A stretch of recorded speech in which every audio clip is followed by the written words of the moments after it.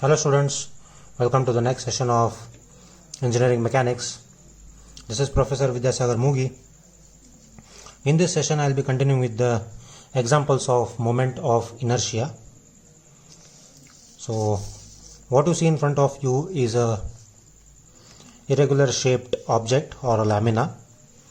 Right, so the first step what we follow before we approach the moment of inertia problem is for fixing of the reference line. Also let me tell you that whoever is watching this video for the first time, so I have one more part done wherein I have discussed the steps to approach the moment of inertia problem, which you can refer, so it will be easy for you to understand the procedure that I am following in this session. So firstly, when we start the problem, before starting what we do is, first thing is we fix up the reference axis. So the reference axis is fixed such that the whole object falls in the first quadrant. Now what you see here is, if I see this object as an individual, the base is given as 24 mm, thickness of that is 4 mm. This is called as a web portion and it is 4 mm and height is 12 mm. Similarly, this is a semicircle here whose radius is what? 6 mm. So what will be the diameter? It will be 12. So in order to find out the moment of inertia, so what is the question is, find the polar radius of gyration. So what is the meaning of polar radius of gyration? So polar radius of gyration, it is nothing but it is kzz. So kzz is unknown. So that is polar moment of inertia, means it is moment of inertia, or polar radius of gyration means radius of gyration about z axis. So to get the value of kzz, first I should know is what is value of izz. Now to know what is value of izz, I should calculate what? I should calculate what is value of ixx and iyy, because using perpendicular axis theorem I can find out what is izz. If I know what is izz, I can calculate what is kzz.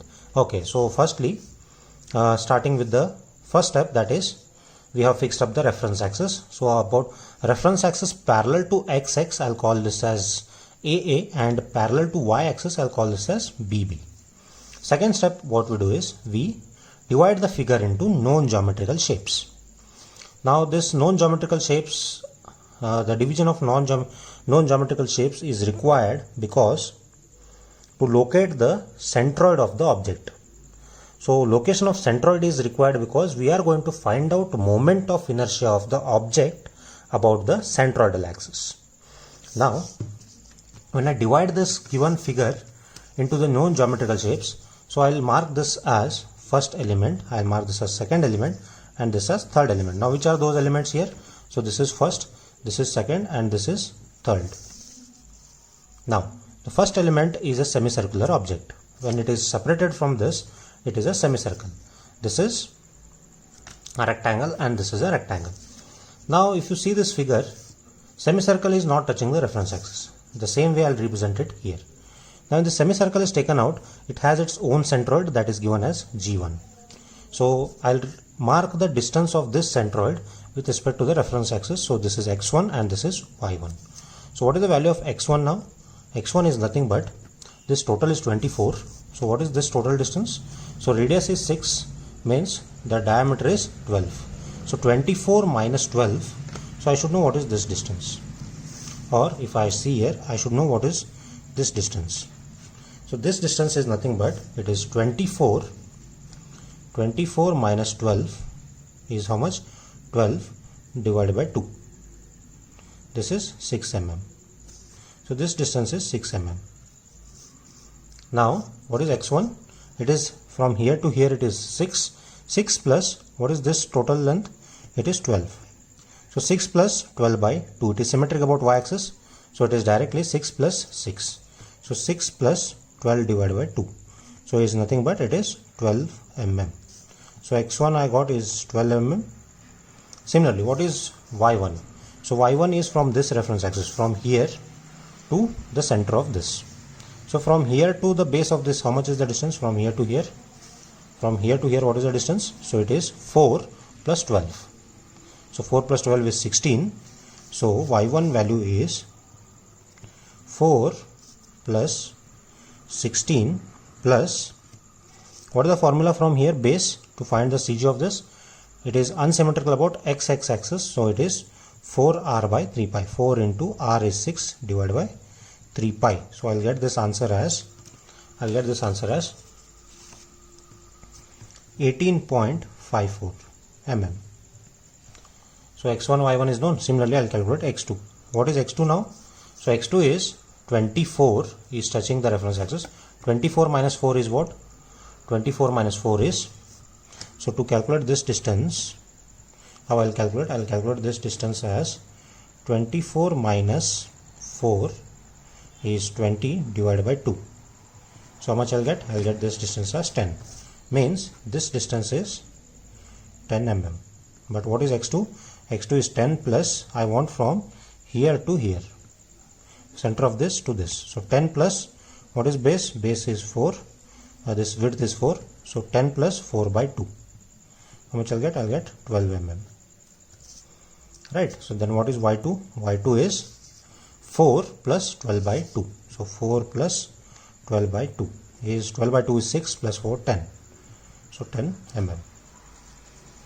4 plus 12 by 2 is 6 plus 4 10. Similarly, x3 is, I'll directly solve. This is 24 total divided by 2. 24 by 2 is 12 mm. What is y3? y3 is total is 4 divided by 2. So is 2 mm. So this is calculated. So these are the centroidal distance of individual object. And on the same hand, I should calculate what is IGXX or IG11 and IGY1. So what is IGX1 for semicircle? So semicircle, we have a formula derived. So it is about x-axis, it is symmetrical, unsymmetrical. So IGX1 is given by formula 0.11 r raised to 4. And about y-axis, it is symmetrical, so it is given by pi r raised to 4 by 8. So moment of inertia of the semicircle about x-axis is 0.11 r raised to 4 and about y-axis is pi r raised to 4 by 8. So calculate these values. So calculating these values, I get, so this as 142.56 mm raised to 4 and this is pi into r is 6 raised to 4 divided by 8. So I get this as 508.93 mm raised to 4. Similarly, I need to calculate what is value of IGX2 and what is IGY2. So this might not be a problem because it is rectangular section. So directly I will calculate. It is BD cube by 12, DB cube by 12. So in the last video, I have told you how to consider, which width to consider first here in this case and which dimension to consider here first in this case. So I am calculating about x-axis. So first width I am going to consider, first dimension that I am going to consider is parallel to x-axis, that is 4 into 12 cube divided by 12. So we'll get this as 576 mm raised to 4 and this one is 12 into 4 cube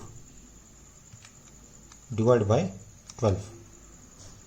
So we'll get this as 64 mm raised to 4. Similarly, I'll calculate what is IGX3 and what is IGY3.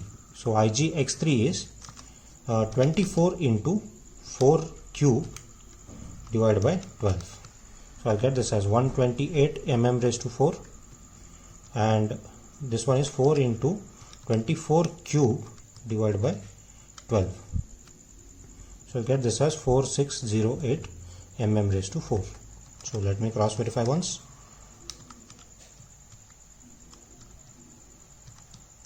Yeah, it is correct. So once I get all these values, x1, y1, IGX1, IGY1, similarly these things, what is the next step? It is entering in the table. So what is the first component? So first component is semicircle, second component is rectangle, and third component is also a rectangle. So semicircle we have marked as 1, rectangle as 2 and this rectangle as 3. Area of semicircle is what? Pi into r square by 2. pi r square by 2 is pi into 6 square, pi into 6 square divided by 2. So I get this area as 56.54 mm square. Similarly, rectangle, it is 12 into 4. This is 4 into 12 is 48, and this is 24 into 4 is 96. Is 96.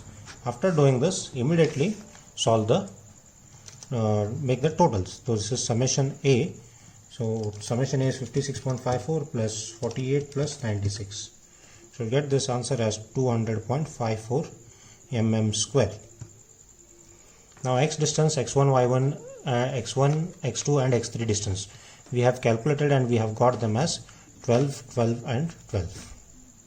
What is y1 distance? Y1 distance is 18.54, and y2 distance is, we have calculated here, it is 10, and y3 is 2.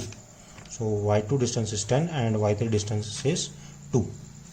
Now what is the next step? Multiply these values here. So 56.54 into 12 is 678.48. Likewise, multiply 56.54 into 18.54. We will get this A into y1. Okay, so as I multiplied A into y, likewise what I'll do is I'll multiply all these values. So multiplying, I'll get these things. So once we are done with finding out these values, what the next thing what we do is I'll take summation A into x, which is doing summation A into x, A into y, A into x square, A into y square, summation igx and igyy. I'll get these values. Once I obtain these values, what he has asked to find out? He has asked to find out izz. But to find izz, first what I require ixx and iyy.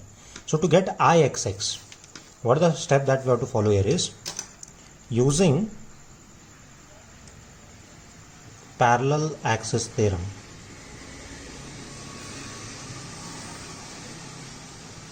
Using parallel axis theorem, I know that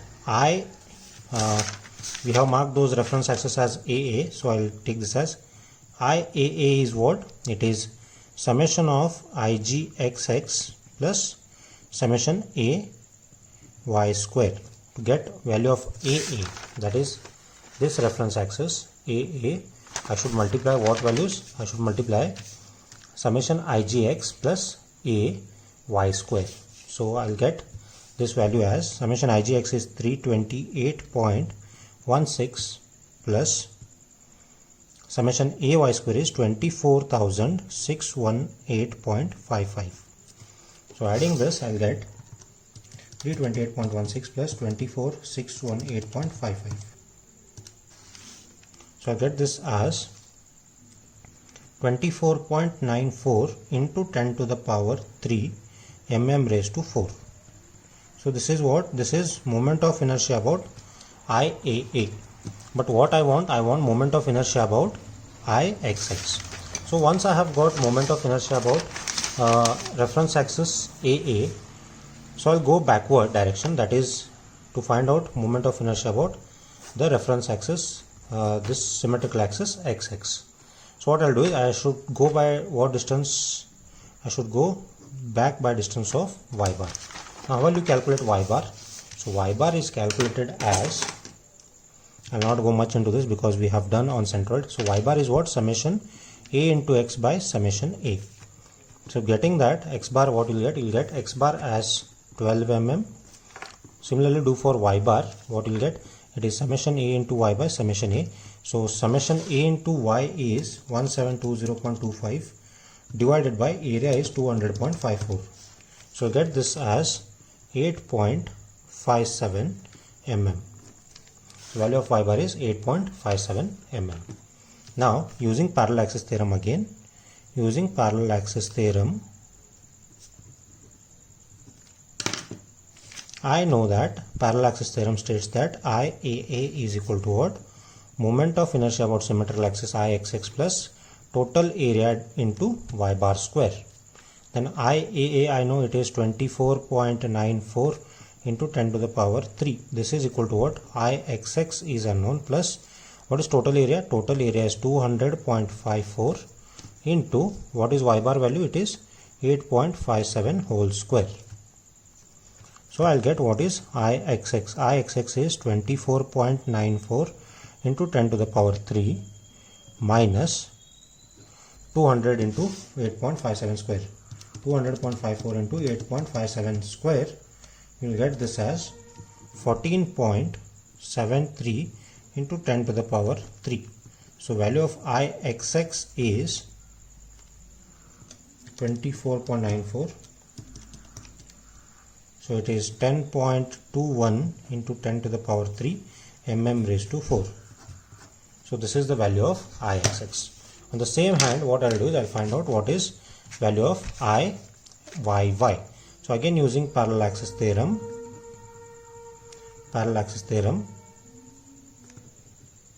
So now I22. So I22 is what? It is or IBB is parallel to what? It is parallel to y-axis.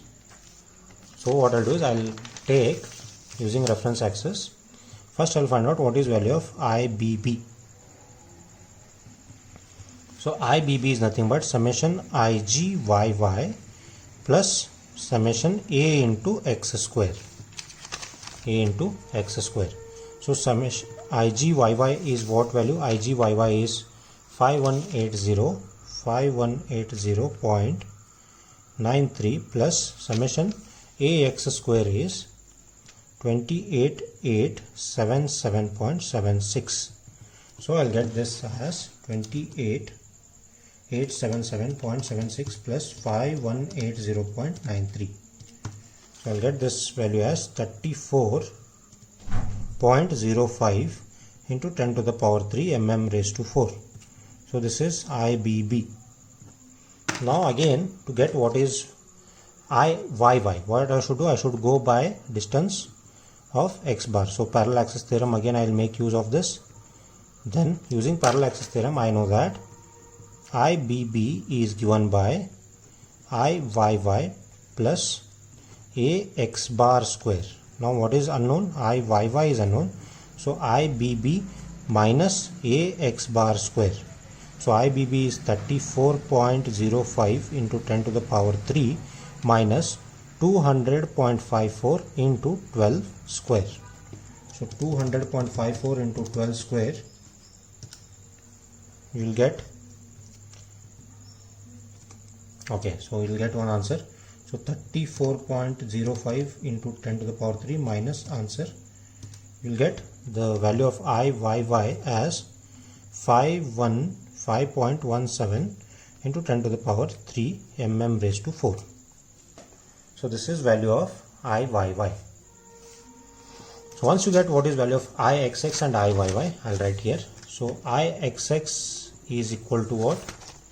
So it is 10.21 into 10 to the power 3 mm raised to 4, and Iyy is 5.17 into 10 to the power 3 mm raised to 4. Now what is to be found out? So the value that is to be found out is Izz. Now how will you get Izz? We know that Izz is equal to what? Ixx plus Iyy. How did we came to this conclusion? So we came to this conclusion because of perpendicular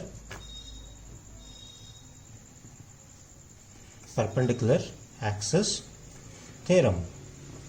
So perpendicular axis theorem is what? It is nothing but, mathematically it is given as moment of inertia about z axis is equal to what? Sum of moment of inertia about x axis and y axis.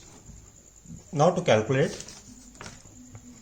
Izz, I know that moment of inertia about x axis is what? 10.21 into 10 to the power 3 plus moment of inertia about y is 5.17 into 10 to the power 3. So adding both 10.21 plus 5.17, I'll get moment of inertia about zz as 15.38 into 10 to the power 3 mm raised to 4. So this is the actual answer that is needed. So we got what is Izz. But what is asked in the question? So the question asked is to calculate what is polar moment of inertia. So polar moment of inertia, that is kzz, is given by under the root izz divided by area. So what is izz now? So izz we calculated, it is 15.38 into 10 to the power 3 divided by area is 200.54. So 15.38 into 10 to the power 3 divided by, so we'll get the value of kzz as 8.75 mm.